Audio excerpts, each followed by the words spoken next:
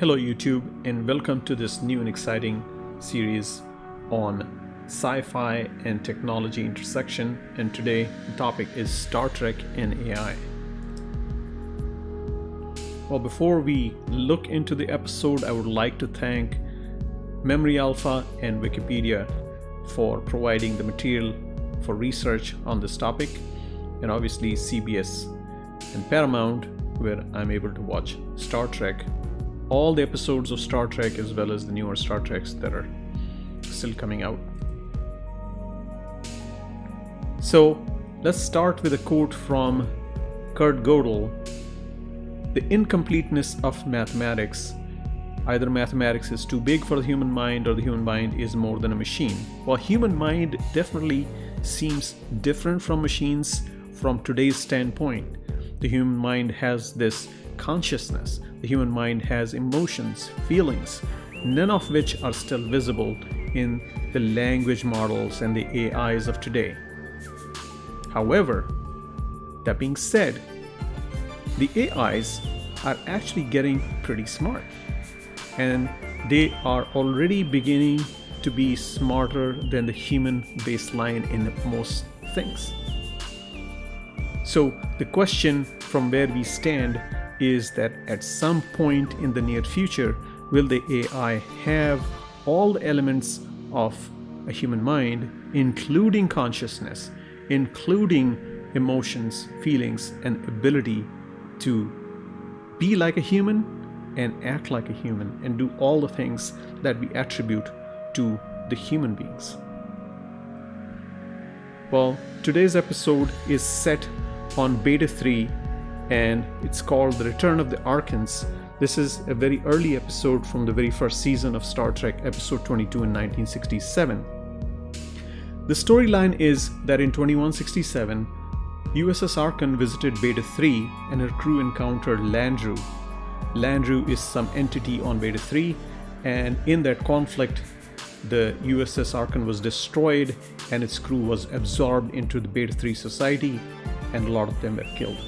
100 years later, Captain Kirk on his Starship Enterprise visits the Beta 3 society, and once again, in trying to figure out what had happened to USS Arkan, is actually facing the same fate as the USS Arkan.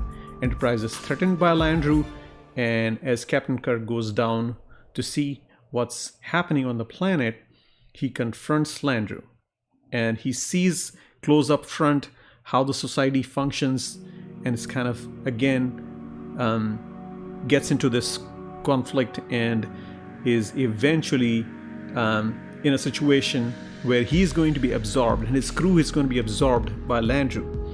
But Captain Kirk, being Captain Kirk, he turns the whole conflict around and gets himself into a strong position where he's ready to destroy Landru. And the tactic Captain Kirk uses to destroy Landru is to show the computer that the computer is violating its prime directive. The prime directive is to protect the society, and Landru is not doing that. And once he convinces the computer goes into some sort of infinite loop and destroys itself. Well, a little bit of history on Landru itself. Landru was created many thousands of years ago in 3733 BC, where a war threatened to destroy the Beta 3 society and its inhabitants. The leader at the time was the gifted engineer and philosopher Landru, and he believed that the way to preserve the people was to take them back to a time where peace and tranquility was there.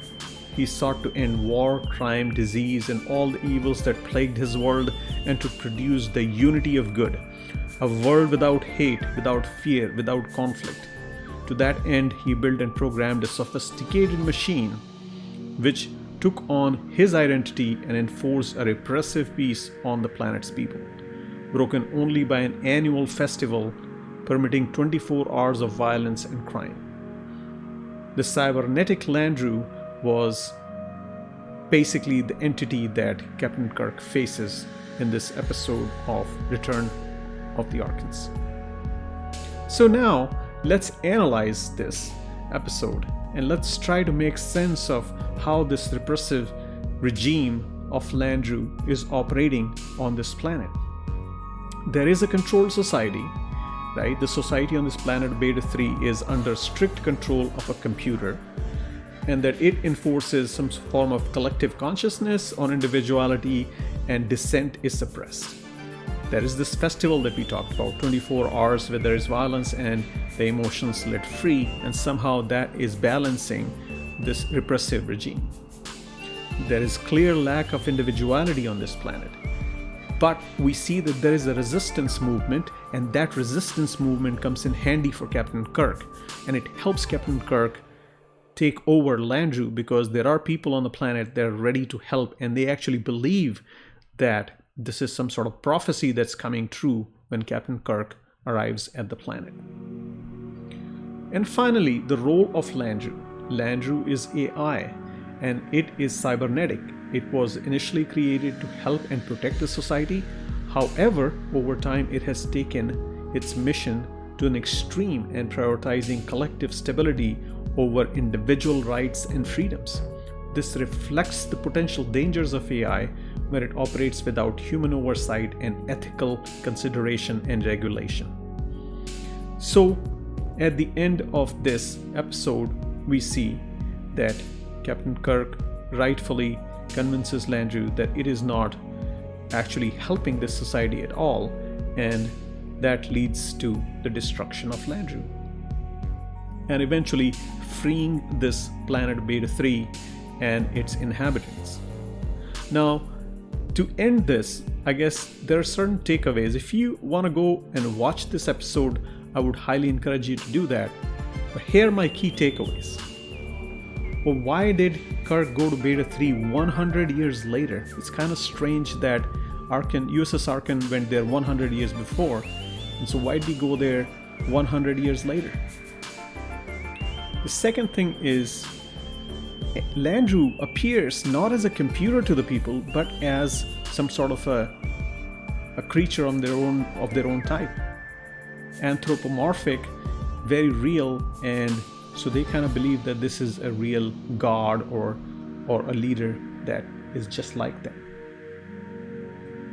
The third thing I would say is, despite the best efforts of Landru, there's still a resistance, which shows that there is a conflict, there is a tension between what Landru is doing and what the people of their planet are actually feeling inside their minds and their hearts. So the peace that we see there is kind of tricky peace, because people are not really happy. And finally, Kirk liberates Betans despite the Prime Directive. Spock reminds him that there should be non-interference in the situation, and Kirk dismisses him with a flimsy excuse that Prime Directive only applies to living, growing cultures. But what criteria defines civilization is growing? So, I would leave you with this final thought that this community is clearly unprepared for this abrupt reset that Captain Kirk has forced upon them, because now the path forward is without Landru, and are they ready to face their future? So, friends, I'll leave you with these ideas, with these thoughts, with these questions, and I would say, what do you think about this situation? What do you think about the fact that such an entity that has been created, whether it was an experiment, whether it was something that was much needed for a society that was in so much turmoil, and they only saw AI as the thing that could regulate and bring peace to that planet? What do you think about that? Please leave me in the comments. And friends, please subscribe to this channel and give me some likes if you really enjoyed this video, and I'll see you in another video. Until then, take care and bye-bye.